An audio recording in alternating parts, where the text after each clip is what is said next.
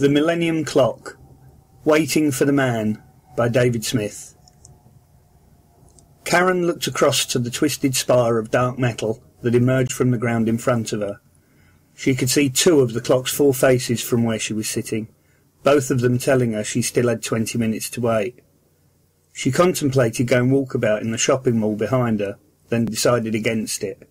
Window shopping might calm her nerves, but a time limitation of 20 minutes would render the diversion both impractical and unsatisfying. Instead, she lifted her coffee cup and took an experimental sip.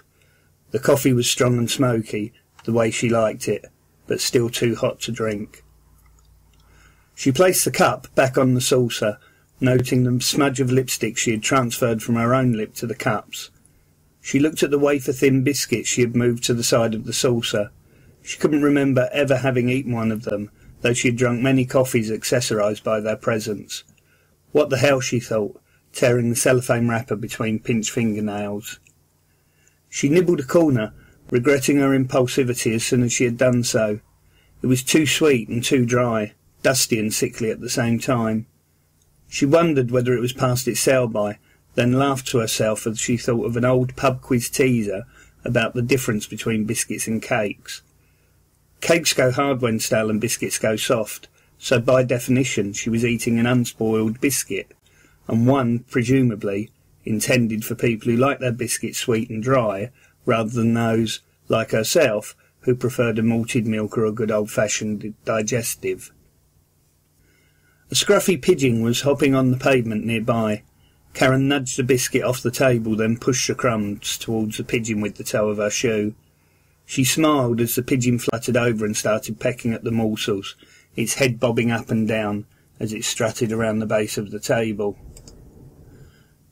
The minute hand on the clock had almost reached 9 now. Another 15 minutes and Andy should be here. Karen felt her stomach roil and remembered a similar feeling from their first few dates. On those occasions the feeling had been one of delicious anticipation. This time she wasn't sure what it was, but she knew delicious didn't come into it. She could feel her right leg drumming repeatedly at the underside of the table, and became aware of the rhythmic pumping of her foot on the pavement. She stopped it, only to start up again a few moments later. She had met Andy at a works do. He was a subcontractor working on the computer systems, so shouldn't really have been there, but he'd become friendly with one of the section heads and blagged an invite as his guest. At weekends he would drive home to his wife and kid in Bristol, but during the week he stayed at a local hotel offering special business rates to the company and its employees. Kate had gone back with him on that first night, staying until 3 in the morning before going home and lying to Keith that she had been round Carol's and hadn't realised the time. Carol had covered for her, but hadn't been very happy about it. Andy's contract had only lasted a few months, but it had been long enough for their affair to fully take off, and Bristol was close enough for it to continue after his contract ended.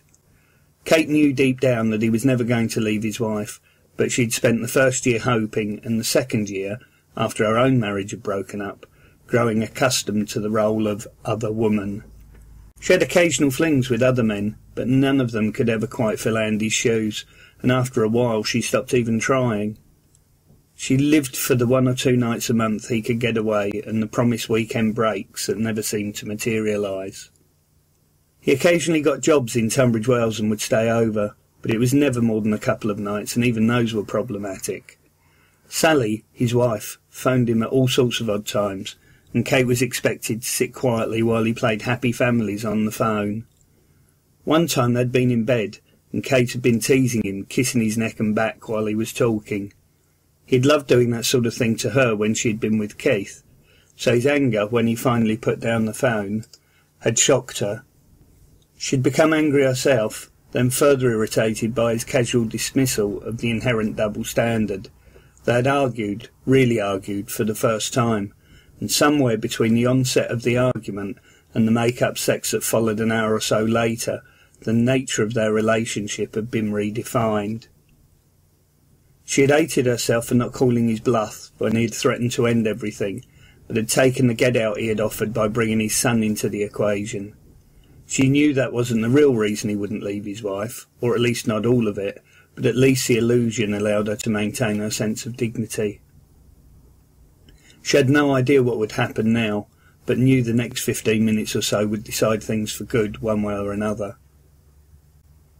She looked up at the clock again and saw the minute hand was now on the 10.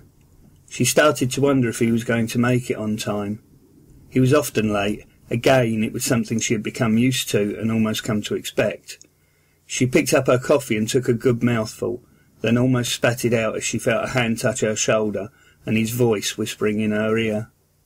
She jumped, then span round in her chair to look over her shoulder and up into his eyes. He was smiling, waiting for her to stand. She did, and they hugged, him kissing her on the cheek as he always did, anticipating her established counter-move that would bring their lips together. Instead, she stepped back, looking intently into his surprised eyes and noting the smile that had frozen on his lips. He looked wary, off balance, and for a split second Kate felt empowered by his discomfort. Then she remembered why she was here and the implications of the next few minutes. She felt another wave of nausea in the pit of her stomach. Andy glanced over at the clock, at the minute hand still pointing to the 10. "You're early," he said, his smile returning. "No," she said. "I'm late, and we really need to talk."